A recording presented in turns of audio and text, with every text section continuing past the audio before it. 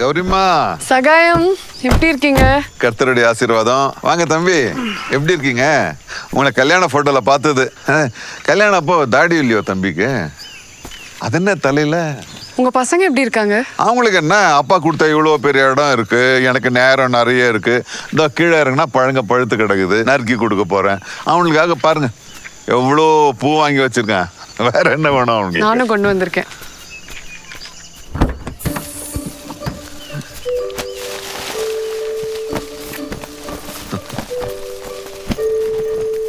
பசங்களுக்கு எவ்வளவு வயசாகுது? அதுங்களுக்கு ஆயுசே 20 நாள் தான் தம்பி. ஒன்றோ ரெண்டோ அதிர்ஷ்டம் இருந்தால் 3வது வாரத்தை பார்க்கும். என் பசங்க நடக்கிறத விட பறக்கிறது தான் அதிகம். ரெக்கையெல்லாம் இருக்கு, தேவ தூதர்கள் மாதிரி.